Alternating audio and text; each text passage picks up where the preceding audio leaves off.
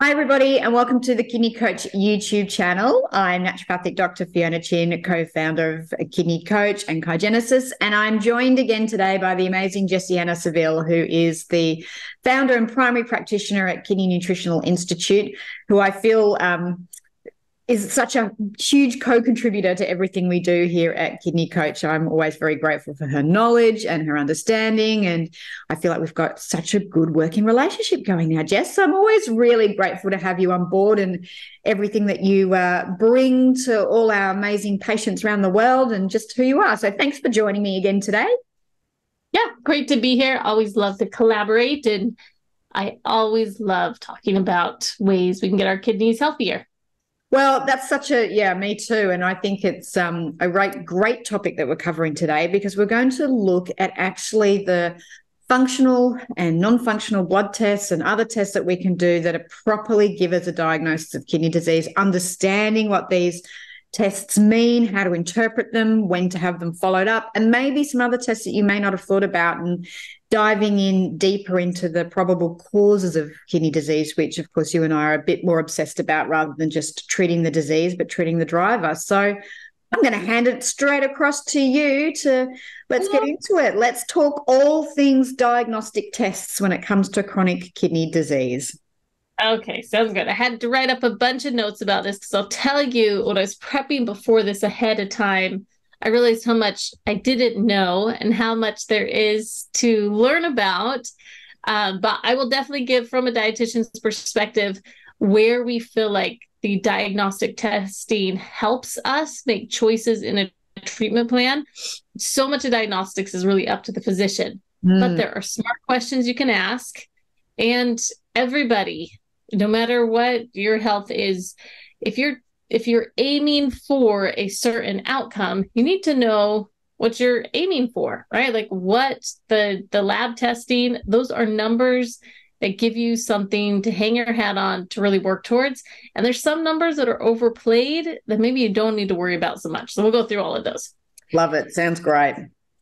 Okay, so let's talk about getting a diagnosis of kidney disease in the current medical environment. What does that look like? Now, there's actually, 6 areas that a diagnosis can come from. One is the urine, one is the serum, another is the genetics, another is the biopsy. And I feel like I'm missing one more in there. Nope, that's it. Those are the main ones. So I guess there's 4. All of these can play in different ways to a diagnosis. So a couple of common ones. Urine.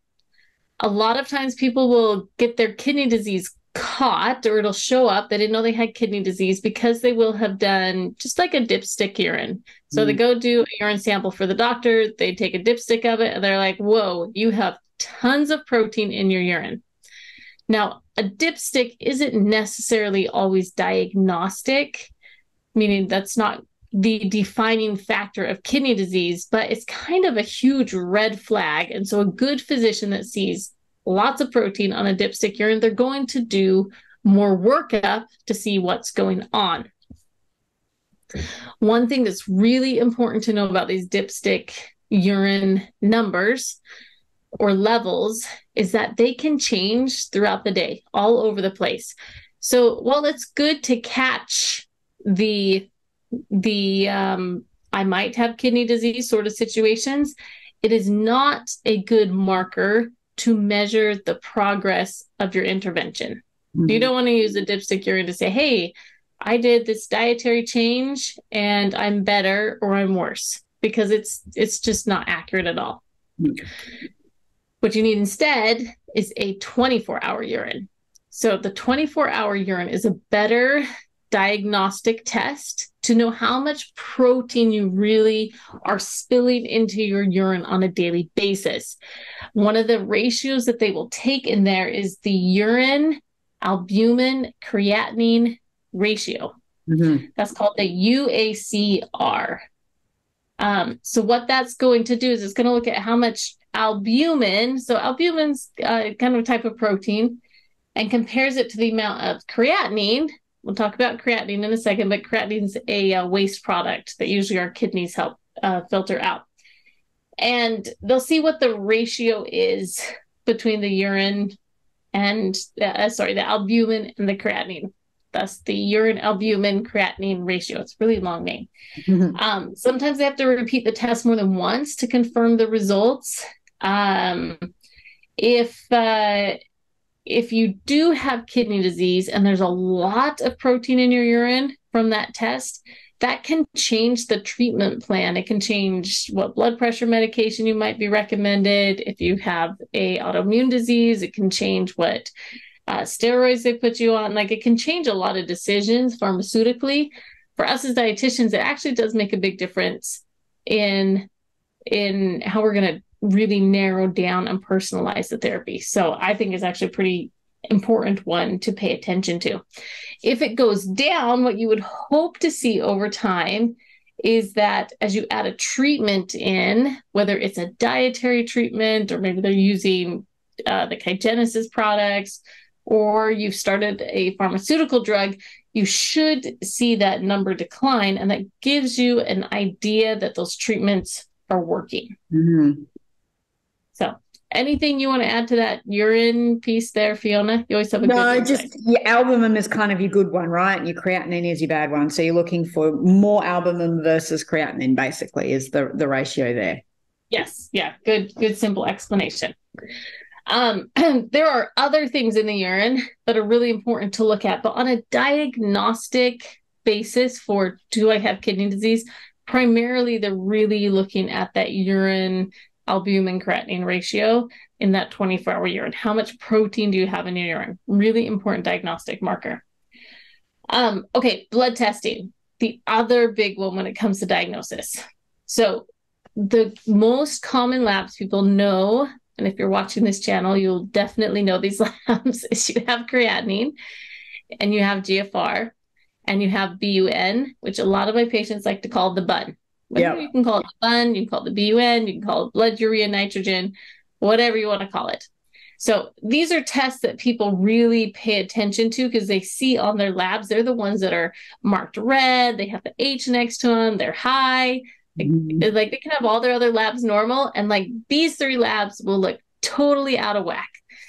And these are also the ones that a lot of people really hang their hats on as far as how quote unquote sick they are. Absolutely. A lot also of decisions when you get towards dialysis and towards the later stages are based on these labs. So when your doctor talks to you, they'll say, oh, your GFR is now 15, so you really need to be looking at dialysis. So they're really important. So let's just talk about what these are. So your creatinine is creatinine is a waste product from muscle breakdown in your body, and it can go up a lot. So it goes high when you have kidney disease, and as kidney disease progresses, it gets higher and higher and higher and higher because the kidneys just can't remove it like they would in a healthy kidney. I think creatinine is a really great one to pay attention to, but it does have some fallbacks. If you're dehydrated, it'll be higher. If you exercise a lot the day before, you have muscle breakdown, right? When you exercise, you have muscle breakdown, then it builds up, you get stronger. If you have a heavy workout the day before, you can have all this creatinine in your serum, and that is going to make it look a lot higher as well. But otherwise, it is a marker that if you trend it over time and you're seeing from month to month which direction it's going, it can give you a fairly good idea on how your kidney disease is progressing. And it is a commonly used diagnostic marker. The other one, which we've talked about a lot, probably the most talked about, debated, and controversial marker in kidney disease is the GFR. That's the glomerular filtration rate. Generally, for the sake of simplicity, clinicians will say that the GFR equals the percent of your kidney function. So they'll say if your GFR is 60, it means that you have 60% of your kidney function. It's not exactly accurate, but it at least creates a visual for people of what's going on with their kidneys. GFR has a lot of problems with it, but it is what is used in research. And there's like 3 or 4 different formulas. It's really just a formula. It's not a substance in your blood. It's not anything else. It's just this big long formula that the numbers are plugged into your creatinine, your age. Yeah. And they plug those numbers in, and then out shoots this percentage of kidney function. So it's a mathematical formula. And there's 3 or 4 different mathematical formulas that are debated about, but that's neither here nor there. What's important for patients is that with a GFR number, it's a trending number to watch. One number for me in and of itself is kind of like, I kind of have a ballpark about where someone's at, but it doesn't matter to me therapeutically on treatment until I see what the trend is that's going on. And I'll give a good example of that in a second. GFR will often be used to determine your stage of kidney disease. So if you're stage 5, then you're 15 or below. And I hope I get all these numbers right. I'm doing them off the top of my head. If you're right. 15 below, yeah, stage 4, you're, I think, 16 to 30 or 29. If you're 3B, there's 3A and 3B. So if you're stage 3B, then you're going to be about 30 to, I think, 39. And stage 3A, I think, is 40 to about 50. And then you maybe it's 60. Now I'm forgetting a little bit. Got it somewhere right. in there. Yeah. We'll look it up quick and drop it in here. And then just stage 2 up and above. 60, yeah. So GFR gets talked about a lot by clinicians. And so that's where patients obviously are going to focus on. And it's where, visually you think like, oh, that's my percentage of kidney function. So like this has to be the thing I follow to know if I'm getting better or worse. And it can for sure show that people are getting better, and it can show that people are getting worse, but it's not really actually that precise. I think that's a great point to nail home. And especially if you're having a reading every 3 months and you're a bit dehydrated beforehand, or they use a slightly different formula. And even if you've gone down just 1 or 2 points, people can get quite disparative about that. But like you're saying, it's a big deal for a small mathematical formula that everybody puts everything on. So I think that's a really good point of what you're saying. Yeah. And I mean, we've had patients before that they come into this journey, they have this diagnosis of kidney disease, they're working on their health, and they get this number to focus on. This happened to me so many times that now as soon as we hear about this medication, we tell them. So they start like, hey, I'm going to do like a really alkaline diet, get lots of plans, work with a professional, and they'll also get started at that time on a drug like losartan. And losartan drops your GFR. So they'll work really hard and it will look like they've gotten worse because their GFR will drop by like 5 points from this medication. And it's not necessarily that they're getting worse. It's just how that medication works, right? And other times we'll have people that they'll bounce around a little bit. So especially at higher stages, we work with a lot of folks with polycystic kidney disease, and they're very proactive because they know that, they feel like decline is imminent for them. And right now in the current environment, there's not a lot of solutions. So, when your GFR is 70 or 80 or 90, you're already on track with being proactive. If you have PKD. But for these folks, their GFR can fluctuate by like 20 points. They can be like 75 and they can be 90. And there can be these big fluctuations at that higher GFR. And so keeping in mind what's impacting is really important because it can throw you in the worst funk to look at your labs and be like, oh, shoot. Yeah. Like things are not going well. And I have lots of patients who are like, I hate getting my labs. They get super anxious. They don't want to look at them. They're like, it puts me in a bad mood for a whole week. Even if they're just so nervous about what it impacts them mentally. So anyways, GFR, a little bit of a tangent there. With GFR, it's impacted by dehydration. So if you're super dehydrated, it's going to look lower. It doesn't mean your kidney function's worse. It's just that's one of the creatinine goes up. That's one of the numbers used in the formula. So GFR or hydration can really impact it. I have people who have like just gotten done having COVID, or they were sick with like something else. They just got off antibiotics, something, and their GFR can look bad because they're just like their kidneys, you're just recovering from this huge inflammatory process in general. That doesn't mean it's permanently going to stay down. It's definitely something to be proactive with, but a lot of times it'll come back up. Mm-hmm.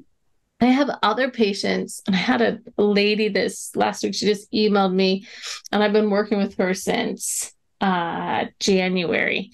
And she has polycystic kidney disease, and she's seen her GFR just pop up by like 1 or 2 points every time she's gotten her labs drawn. So over the last, 6 months or so, it's just started coming up a little bit and a little bit and a little bit and a little bit.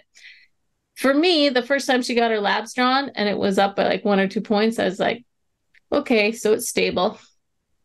But then the next time went up a little bit more, and I was like, okay, well, that's good.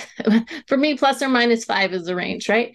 But then it has kept going up. And that to me is where it's like, what you're doing is successful and you're getting some traction with it because, well, the trend is so small. It's a trend. It's like a definite trend going up. Definite trend. It's like up and down a little bit. So I feel like that's the big thing with GFR. What is your trend? Do you have a GFR of 10, but you've had a GFR of 10 for like a year? Or do you have a GFR of 20? This happened to me recently. You have a GFR of 20, but 2 months ago you had a GFR of 40. That's a big change, right? And that's where you can start using that GFR to guide, what am I going to do? Or like, what is really going on? Yeah, great point. Any other thoughts on GFR? No, I think you've covered everything I would have said about it. Yeah, probably in more words than you would have said. It was a little bit. No, it was good. I think you have to dive into it because it is the reading that people get hung up on, and it's really good to point out, it's trends, and 1 or 2 points really can be as simple as hydration and, of course, medications. So you definitely want to look at trends. Yeah, absolutely. So if you see your lab drop a lot or a little bit, it's always good to question, what was I doing around that time? Mm-hmm. Did I have a heavy workout? Was I dehydrated? Did I have like they have a super heavy meat meal the night before? I've seen that change creatinine levels and GFR for later stage. Or is there a definite trend? Is there a question I can ask my doctor? Hey, I noticed my GFR dropped by 10 this time. I feel like I've been doing a lot better in my lifestyle. What are your thoughts on why that would have changed? And sometimes they'll look at your meds now real closely, be like, whoa, you've been on XYZ medication. How come you were on that? How come you were prescribed that antibiotic? It could be a really good checkpoint. So don't ever let it slide. Like, still use those markers, but ask the question around them. Yeah. And realize, like, if you haven't changed anything and it just changed by 1 or 2 points, it'll probably come back up the next time because it kind of fluctuates a little bit. Yeah. Okay, so that's GFR. Blood urea nitrogen, or the BUN. I'll be really honest. I think I don't really use this one very much. It doesn't help me out. I always know it's going to be high, but it's really impacted quite a bit by just protein intake in general or exercise. And I feel like I get more information from creatinine and GFR. And so I don't need BUN because it doesn't change a lot of my decisions so much. I don't know if that's the same for you, but for me, I'll look at it and acknowledge that it's high. But other than that, I don't therapeutically change a lot based on that number. No, I'd be exactly the same. I'm far more looking at creatinine levels and a few other markers versus the BUN. Yeah. Yeah. Okay, but those would be, do I have kidney disease? GFR, creatinine would be ones that you would get a diagnosis on. Even BUN is not really a diagnostic criteria for kidney disease necessarily. No.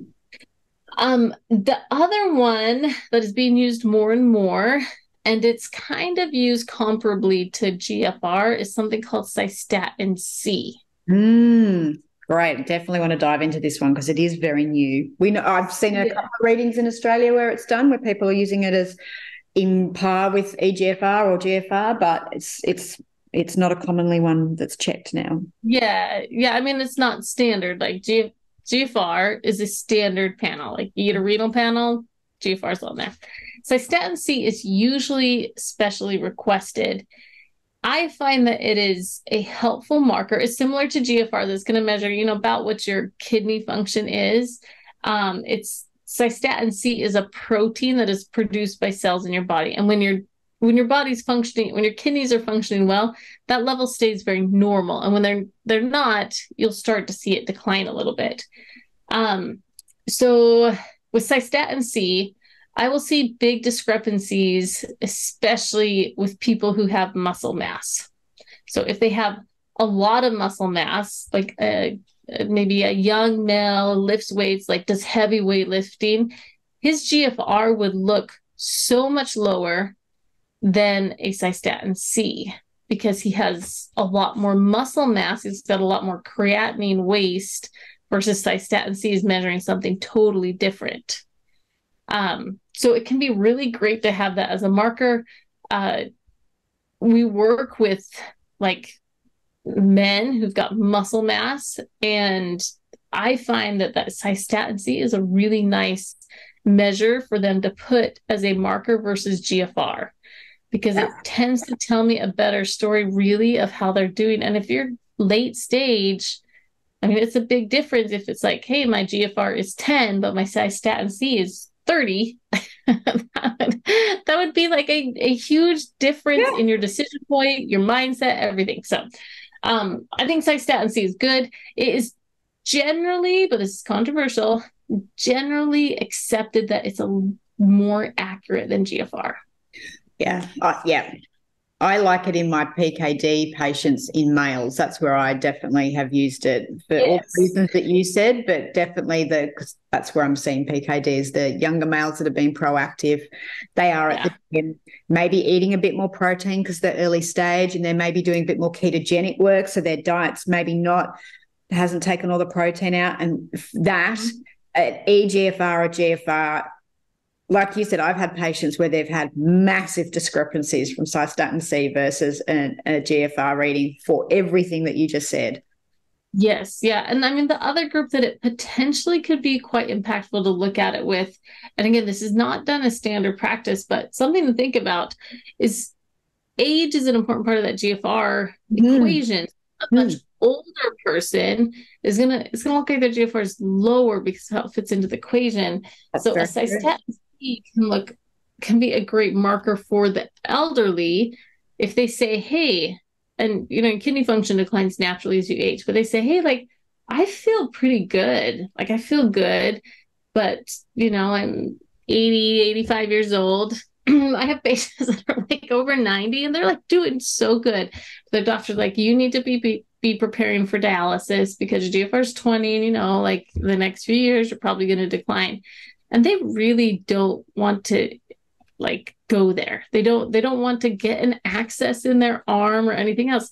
I always wonder, is like, how would that conversation change if it is Cystatin C? Because these are people that are functioning well, they're active, they're mowing their lawns, they're retired, they're happy retired. Like they just have looming dread of kidney disease, and then the added medical pressure of like, well, you might need to get an access because any day your kidneys might fail. I think Cystatin C is a smart measure, in my opinion. Well, you're 100% right. And just for people listening, if you haven't got that, the formula to work out your EGFR is creatinine and basically your age. So, you've got this age is something we can't change. It's going to be plugged into the formula. So you're absolutely right. In those cases, Cystatin C is going to be a far more accurate thing because we're actually measuring something versus a mathematical formula.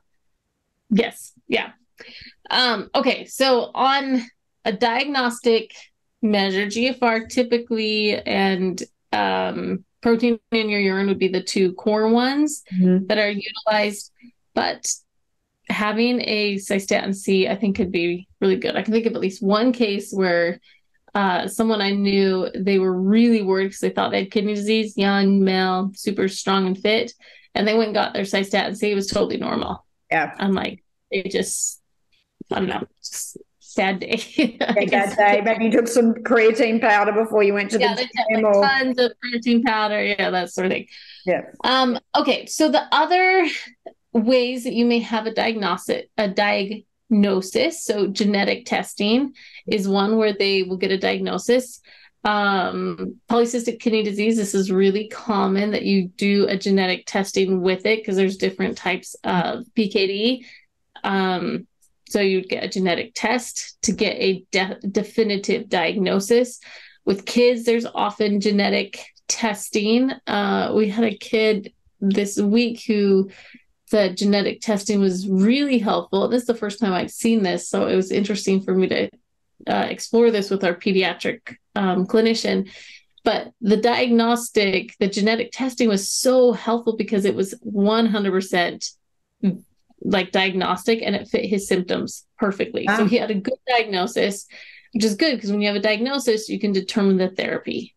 If you don't have a good diagnosis, you can't determine the therapy. So genetic testing would be good. Is there any other, I'm just thinking kids, PKD are the big ones where I see genetic testing. Yeah, if you're looking for all those other, because there's some very rare autoimmune diseases that will cause kidney disease in children. I'm assuming that's what you're pertaining to. So yeah, that makes sense. So I know this is something that is of a lot of interest to physicians. And I don't know all the details of it, but I'm excited to see how genetics plays into our diagnostics and our therapies in the future. Because I feel like we got all these cool like science and medical tools that maybe we don't leverage. We're still in the stone age of GFR and creatinine when we could do so much more. Yeah. Probably a little bit about who pays for it. Okay. Other important testing is a biopsy. A biopsy can be a very important test, especially with an autoimmune condition. Because sometimes they don't, and a biopsy is just, they're going to take a tissue sample and then they put the tissue sample under a microscope, and then they can really figure out what the diagnosis is. If you have an autoimmune disease like IgA nephropathy, it's going to be really, like the doctor's going to have a hard time making a definitive diagnosis that you definitely have IgA nephropathy without a biopsy. And so that is commonly done. I think it's very helpful because sometimes people will be, I've seen kind of these non-definitive where they'll say, well, it kind of looks like IgA nephropathy, but it's not quite because it has this characteristics. And then we start getting into this, it's idiopathic. And for us as clinicians, especially coming from a functional standpoint, we think, okay, this is where we can dig into the immune system and the gut. And there's probably there's something autoimmune going on, and we have a pathway that we can work with that. So yeah. I really love reading the biopsies and looking at them.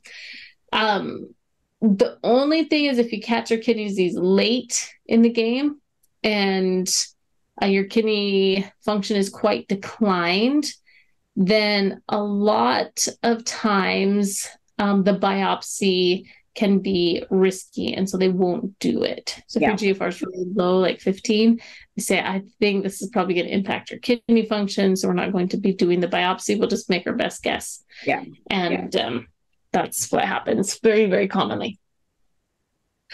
Okay, so this is all the blood markers that we have here. Did I miss any on those? Those are, to me, the core. No, they're the core. The core ones. Okay. The other thing that I think is great to pull into this conversation for people who are listening is once you have a diagnosis from your doctor, and if you don't know your diagnosis, I say that's your number one question. Why do I have kidney disease? What's my actual diagnosis? I have many patients that don't know what their diagnosis is. They just say, my doctor just said kidney disease. So like, but I would say, what else? Like, what else can I tell you about your diagnosis? What caused it? What caused my kidney disease is a really good question to ask. And if your doctor doesn't know, it's still a great question. You say, well, take your best stab at this. Like, what do you think maybe caused this? Or what are you seeing in the workup?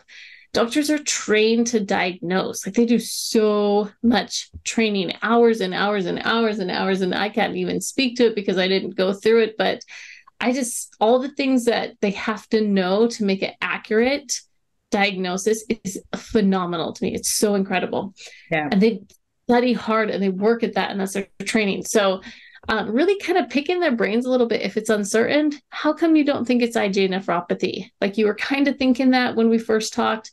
How come you've changed a little bit? Like, what is that telling? Like, what are you just let me in your brain a little bit. What are you thinking?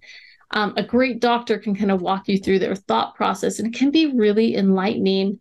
And sometimes it'll spark your own light bulbs and help you get to a solution. But beyond that, once you know your diagnosis and what caused it as much as possible, hypertension, diabetes, whatever, it can be really great to dig in a little bit further on root cause with a functional practitioner. There's like just a diagnosis of kidney disease is one thing.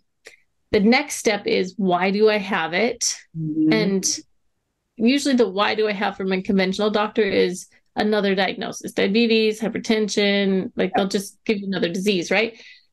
What usually we're interested in at Kidney Nutrition Institute, you guys also, is I'd say, but why? But why is your diabetes impacting this so much? Is it because you have a hard time with managing insulin glucose loads? Is it because you have another inflammatory process? Maybe there's something totally different. You have a vitamin or mineral deficiency. There could be something different. So we want to dig into that root cause. Maybe you have a gut imbalance. All of those things can impact your outcomes. And I think that's kind of the next level. If you're not getting results from like, I changed my diet, moved more alkaline, I'm, doing all these great lifestyle things, I'm exercising, and my kidney disease is still progressing. No one knows what to do. And I feel stuck. Functional medicine or functional nutrition and doing a little bit of deep dive testing can really bring a lot of light into where imbalances are that you can start straightening out. And that can change the game for a lot of people. Totally agree. That's what we're all about. Treat the person, not the disease, cause not the effect. I love that. Yeah. The last thing that I'll pick in here real quick, and I'm going to share my screen and this study. So if anyone is a kidney nerd and wants to go read this heavy paper, I'll put the link in below. I don't know how many people love to read these as much as me, but this was like... Oh, no, me too. I found this one that you shared, I think, is really interesting to see where it's going. Yeah, I thought this was really good. So this is from the Journal of Personalized Medicine. So if you just think about what they must publish, right? Journal of Personalized Medicine is about how do you get to these really precise, accurate diagnoses and treatment plans. This is like the future of medicine, right? The future of medicine is not you have chronic kidney disease. The future of medicine is you have chronic kidney disease. It's in this part of your kidney. This is the treatments. There's underlying blah, blah, blah, blah, blah. And like really precise ways that, disease is just an imbalance, right? So if you can rebalance and understand what's going on, you can be able to either manage very effectively or even cure. So what I thought was really interesting in this paper, and I'm not going to read through, obviously not going to read through this, but I'll just highlight a couple of things, is basically the premise, and this is open access, so it's good article.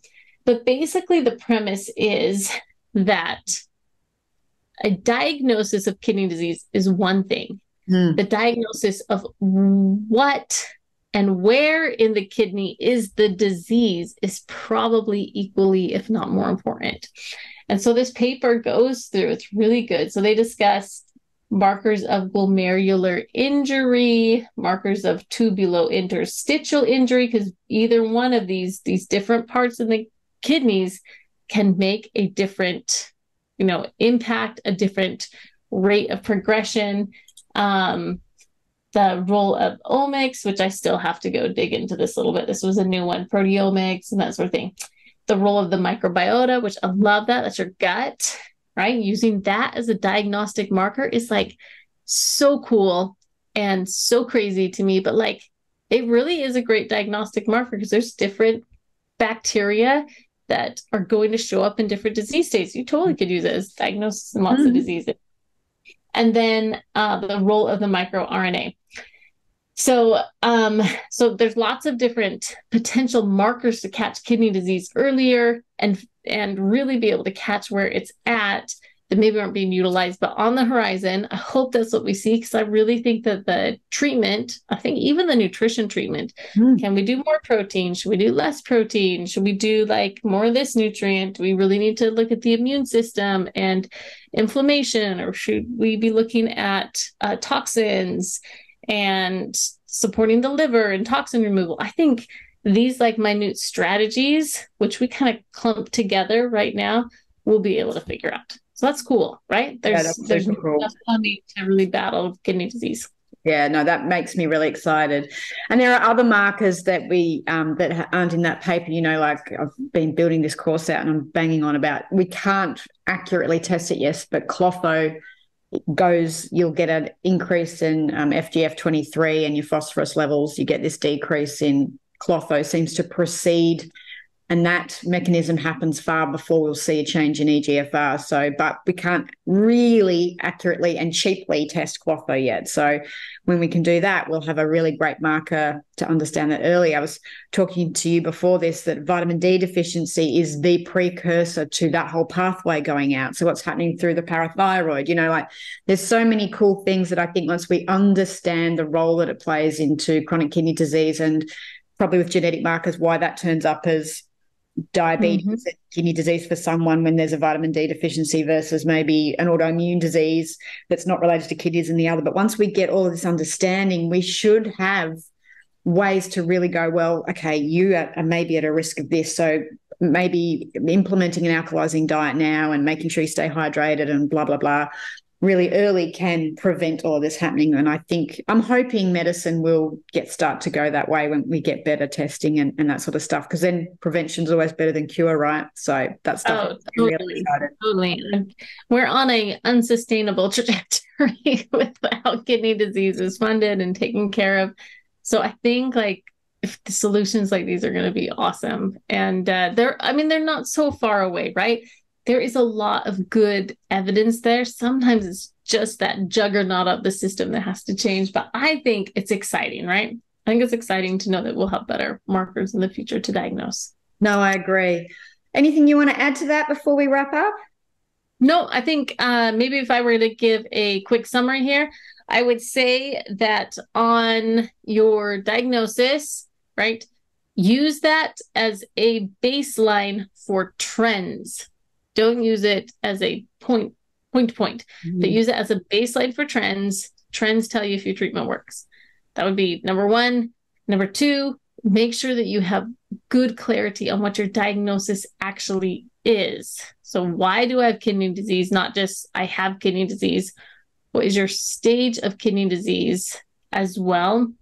I think those are some really important wrap-up points.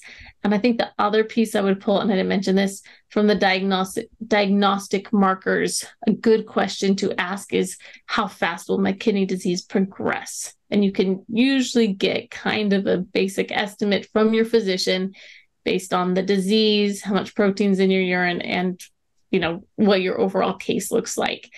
That's a good question because it helps highlight, what can I do to change so I don't progress so fast? Or maybe I'm going to just stay here for 40 years. So yeah, like stage 3 kidney disease, but I'll outlive it, but really, really good questions to ask. Really great points, Jess, and thank you for sharing that. I think it's one that we often get feedback where people are like, well, my EGFR went down by 1 or 2 points, and I'm like, 1 or 2 points, like let's check your Cystatin C. And so I think they're all really great sort of things to look at. And as we know, everybody hangs their hat on their EGFR, and maybe that's not the best thing to do. So hopefully that has highlighted and educated some people about maybe looking at some other options. So if you want to know more about what Jessianna and her team does, I'll put the link in below, but she's at the Kidney Nutritional Institute. If you want to work with a really good qualified renal dietitian that is up to date with the latest research, isn't going to just put you on a basic renal diet, with maybe some things in there that don't quite work. If you want to work with someone that's going to treat you as a person, not a disease, and individualize your care, then her and her entire team, and you've probably, if you've been watching our channel, you'll have met some of the other team. They're an amazing group of practitioners who genuinely care about getting you guys well. They can work with people around the world. So KNI, so kidneynutritionalinstitute.org, they've got some great free resources and downloadables on their website as well. If you want to know more about what we do, head to kidneycoach.com, and we're on all your social media platforms, whatever the social media platform is, /Kidney Coach, you'll generally find us. Make sure you hit subscribe and like, so this helps our little YouTube algorithms, and that means you'll get notified anytime we put up new videos. If you have comments or any topics you want Jessianna or her team or anyone else we talk to cover, put them in the comments below. Always helps us to know what you want to hear more about. Jess, thank you so much. I know you're in your summer over there and you're about to have a well-deserved break, so I hope you enjoy that and time with the family. Although if anyone knows Jessianna like I do, we know the laptop is going with her. Probably will. Probably will. Don't worry, I'm the same. Again, thanks for watching, everybody, and being part of our community. Jess, thanks again. I really appreciate you, and we'll talk to you all next time. Bye. Bye-bye.